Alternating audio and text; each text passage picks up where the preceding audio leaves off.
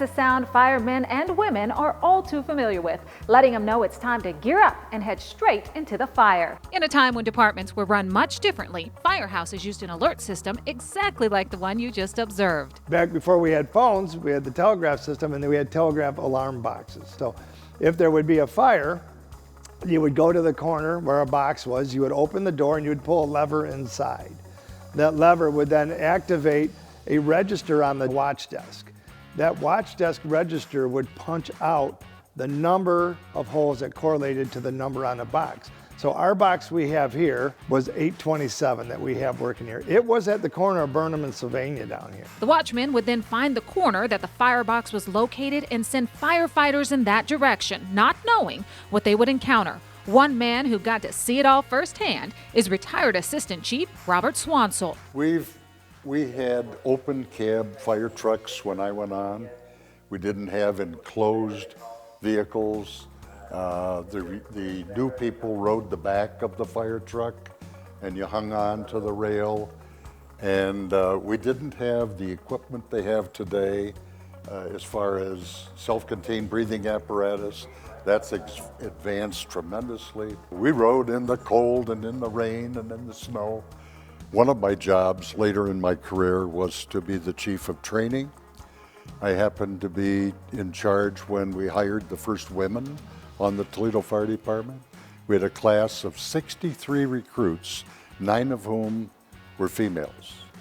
And that was quite an experience to go through the transition of all men to bringing women into the fire service.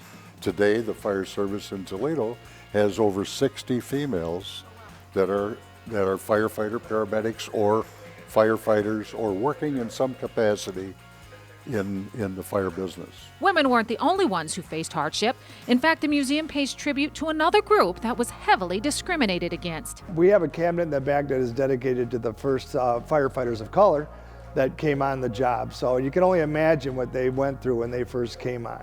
Thankfully, times have changed. Not only are all accepted, but the role of the firefighter has expanded drastically. I never thought when I came on the job that I would ever have to train for active shooter situations and how we respond to active shooting situations today.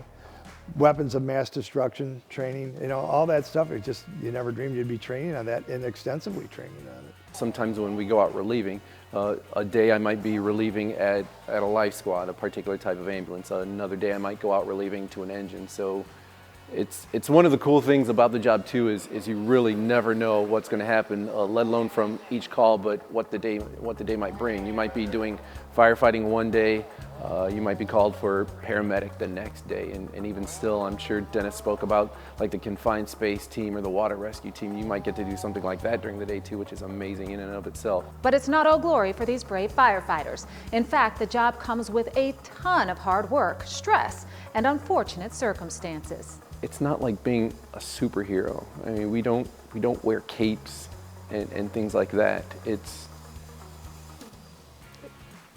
dirty. It's tough both physically and emotionally with the things you might see on the job. It's draining. It's hard work. The hours themselves are both good and bad because you put in 24 hours at a time and you're only off 2 days after that. So if you have a really long 24-hour period, that first day off you're sleeping.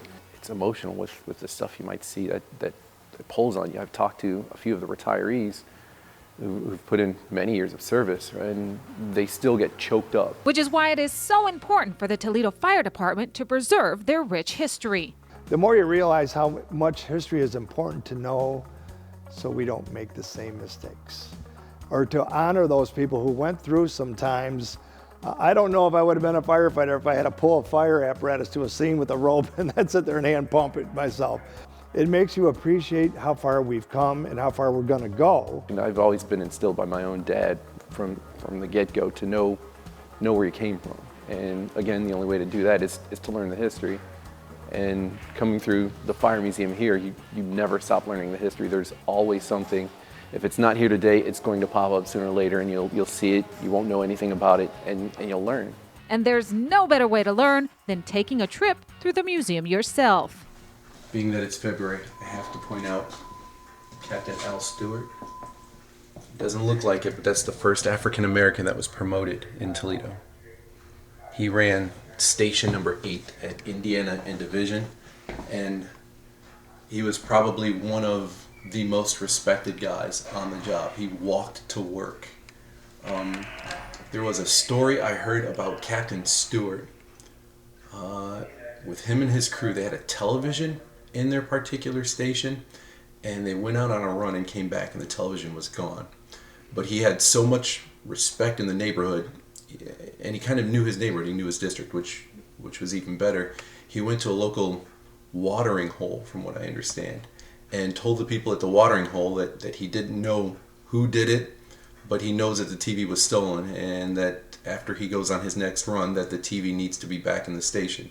Left, caught a run, his crew came back, and the TV was back in the station. That's amazing. Yeah. That's a lot of respect. Yeah, that's a lot of respect. Al Stewart was the first Stewart. African American promoted, so he went from a private to a lieutenant. He was also the first African American appointed captain as well. What we're looking at here is Toledo's very first fire truck. It goes back to the city's beginnings, 1837. This was a hand-pulled, hand-pumped fire machine. And it took up to 20 men to pump the water. They would line up on this pump handle on this side, 10 men, and 10 on the other side. Before they started pumping, of course, they had to fill this large tub here that is tin lined. They'd fill that with water. That gave them a priming source, and then they could take this suction hose, drop it into the stream of water, the river or a creek, and they could pump. They could lift the water out of the stream because they have a priming source already in the box. This was nothing but a lot of work for the men. While these 20 men were pumping the water, the additional firefighters, of course they're all volunteers in those days, they would have to fight the fire. So they would have the hose line that's attached to the front end of this pump machine, and it didn't have a shut-off on the nozzle. That hadn't been configured yet.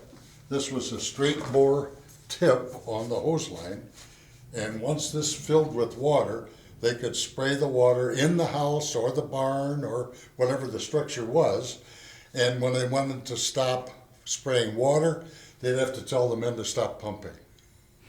So this was a lot of work. I understand it took anywhere from 30 to 40 volunteers to run a fire department in those days. And they were all citizens that lived in the neighborhood. So a room like this is the bedroom where the guys slept. Some of these mattresses are probably the really old ones that came with this particular station back in 1920. So a room of this size, there were maybe 8 to 10 of these types of beds. Wow. Throughout the whole dormitory, as we call it. We converted the room back in the 80s to serve more as an educational type purpose. We call it Jed's Room. It's right off to my right here. So we usually run a demonstration with any group that may come into the museum. Kids tend to have the most fun with it because we get them pretty interactive as far as going in and out of the room itself, as well as serving as firefighters and trying to put out the fire. We started the fire in the hallway of a 2-story house.